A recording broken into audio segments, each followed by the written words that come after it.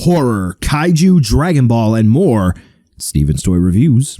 Hey there, Collector Steven here, and happy Valentine's Day to you. I hope that you're surrounded by the one that you love, or the things that you love, and we celebrate with a review. Today we're going to be taking a look at the Scream Factory exclusive. What? It's not a Scream Factory exclusive? What was that? Once again, NECA did not follow their word, and they released a figure either again or by another means? What's going on here? Yeah, so today we're going to be taking a look at the Retro Cloth Minor 49er from My Bloody Harry Warden from My Bloody Valentine. Yeah, so I kind of hinted at something. Originally, this was released in a boxed release packaging where we had a nice box, My Bloody Valentine, whole bunch of cool stuff on it, and it was released through Scream Factory that came with a poster and a steelbook for My Bloody Valentine. Really cool. That's what I had here. Actually, I ended up getting two of these figures. We'll talk about that in a second. NECA, however, just recently reissued this standalone released clamshell packaging. Now with more folks having the chance to get this, links will be in the description, possibly for affiliate as well. Now more folks have the chance to get this. We're going to be taking a look at this one again because it's not super duper hyper exclusive. And we're going to take a look to see whether or not he's going to be worth not only stealing your heart and putting it in a Valentine's box, but if he's going to be worth adding into your collection.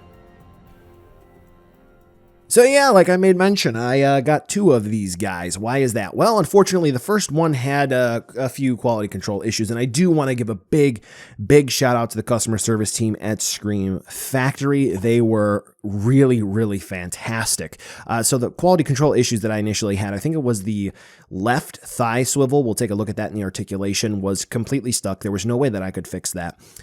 The wiring for the light on the helmet came, well, detached from the battery pack that's going to be on his belt, and the hose pack on the belt as well, that came undone. So some stuff you could arguably say could have just glued, but nope, Scream Factory, they basically helped me out, and they sent me out a brand new figure, which all the quality control issues were fixed. So consistently between the two units that I had, I will say that the paint was rather good, along with the stitching quality for his actual minor suit. So I will say that overall, I think that if they're able to continue this quality for the general standalone retail release, there's really nothing to worry about here. Again, with the dye job for the suit, looks very good, a nice dark blue. The blood splatter on the mask looks absolutely fine. Nice reflective silver paint utilized well. We do have some great dry brushing on it, not only his gloves, but the boots as well.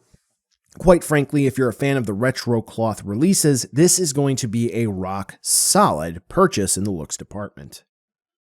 Utilizing the newer buck for the retro cloth figures, we have some pretty decent articulation. The only thing to really keep in mind is kind of like I made mention during the previous section, we do have this wire here, which as you saw is glued into the pack. So as you move the different parts around, the torso, the neck, the head, the arms, you want to make sure you're not tugging at this and yanking this off and breaking it. And likewise, this pack here, you want to make sure you're not pulling at this too much, and you may possibly rip that off as well. Those were two quality control issues I had with the first one. So overall for articulation, what do we have? What's the good stuff?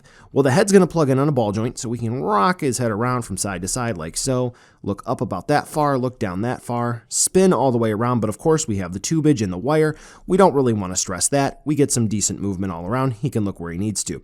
Now, his minor suit is going to be relatively tight, so utilizing these swivels and hinges to move the arms forward and back, we're really only safely going to be able to lift the arms up about that far, which is a good enough range.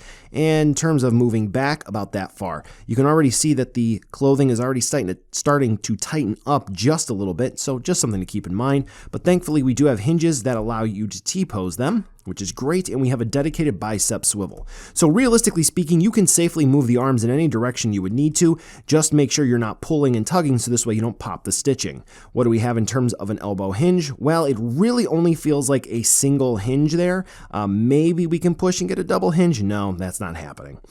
He is going to wear gloves, so we don't have a dedicated wrist joint, but we do have forearm swivels effectively. They're actually going to be down here at the wrist, I think, but I mean, it is what it is. You can spin the hands around, so this way you can get the hands in different positions, which is great. Since this is going to be one of the newer bucks for the retro cloth bodies, we do actually have an ab crunch, so we can twist and turn his body around, which is good to see forward and back, so we can Push him back about that far, down about that far, and you can see twist and turn and tilt from side to side.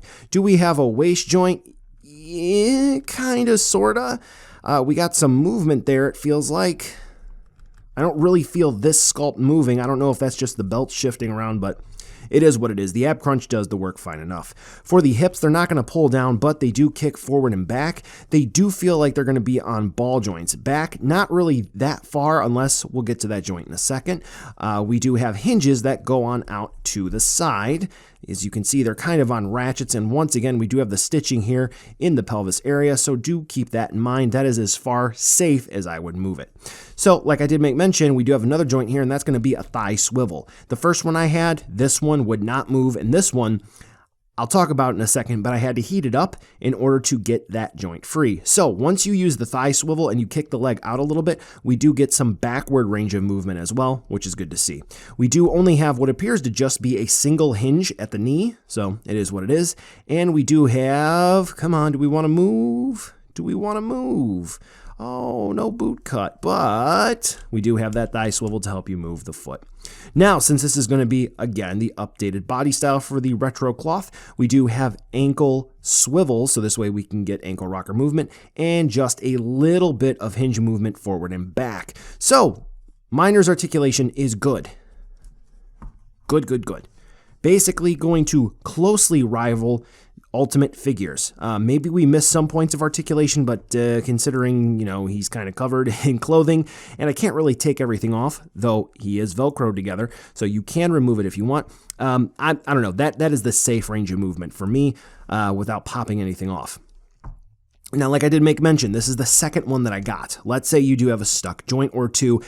Heat. How do you use it? Do you use a blow dryer and catch stuff on fire? No. Do you run this guy under hot water and you get everything soaking wet and you let him dry? No.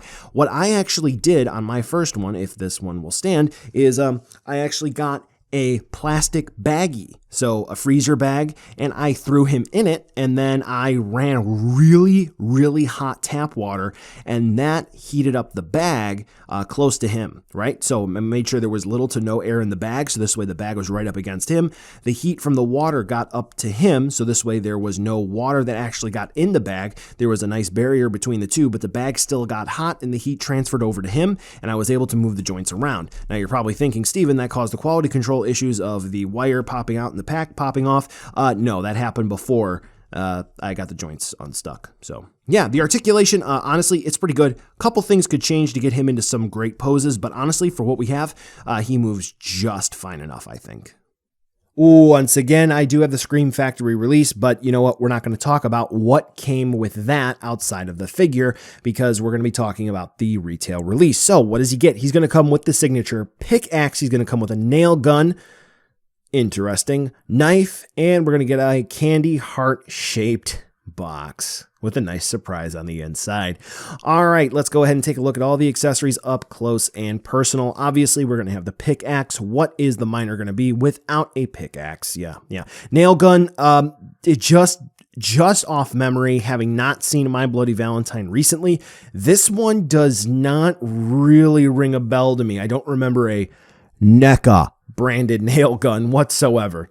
No, don't recall that. The knife is a really neat addition to this release. Honestly, if you don't use this super iconic, memorable weapon for Mr. Warden here, you can sneak this in with another figure. So it's great to have a general accessory as well. But I think the Heart Stealer accessory for this release is definitely going to be that heart-shaped candy box, because when you open it up, there's a nice surprise on the inside, but the actual paint application here is nice, metallic, and reflective. So if you are a fan of really awesome kick-ass accessories, this is great. Yes, there is the heart on the inside, but that paint application for the actual metallic effect is really cool. The white on the top is kind of blobby and, I'm not really a big fan of that. But otherwise, I think this accessory really steals the show. And of course, we are going to have some action shots, so this way you can actually see how he's going to be using all of the different weapons that he comes with. And aside from that,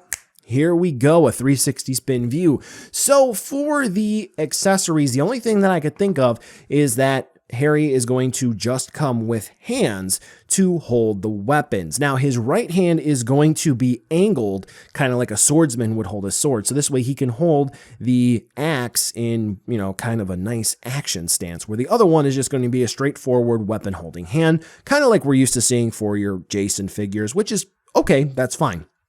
I personally would like to see interchangeable left and right hand, so this way he can hold everything at an angle, or just normal, so this way we could have better opportunities, so this way he could swing the pickaxe, and also just general splayed hands. But that would be more so for an Ultimates release, I think.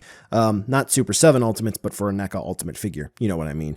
Otherwise, if you need effect parts, like maybe you could use some rocks or exploding rocks or a support stand. Those are always important for NECA figures. I got videos to help you out, and if a card doesn't happen to pop up, just head on over to my channel. I got a ton of videos you can check out.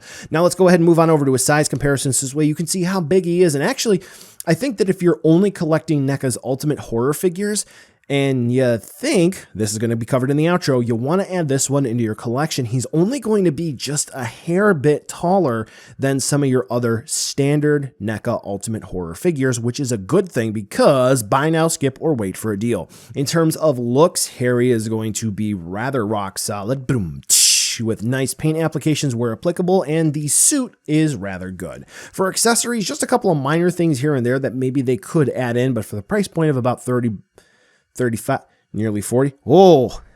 Oh, yeah, maybe we could have gotten more accessories, but now there's inflation and now prices and everything are going up. And scale-wise, if you are only collecting the retro claw stuff, chances are you've already got your order in for this guy.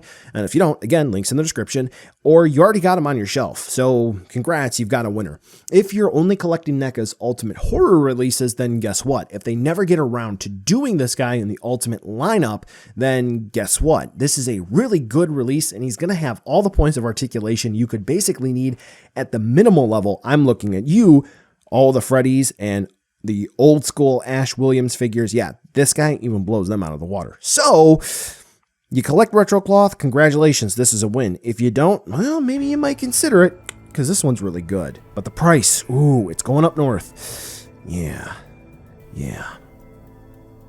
Well, collectors, that brings us to the end of the video today, and I just wanted to take a second to thank you so much for watching. Now, you've heard a lot from me. I'd like to hear a little bit from you. Drop in the comments down below whether or not you liked it, you hated it, or maybe you were somewhere in between. I also want to take an extra second here for a nice, humongous thank you to all the patrons for SDR over the last month who have really helped the channel grow into what it can be today. So to all of you, 2 big thumbs up. Thank you very much. And now the end card should be popping up, which will give you a few clickable links, like maybe to subscribe or head on over to my Patreon, or some short URLs like to my social media or to my Teespring store. There's also a video I hand selected for you, so if you want to watch another STR video, I hand selected some good content for you to watch, so definitely check out that video. Thank you again so much for watching, and I'll catch ya in the next video.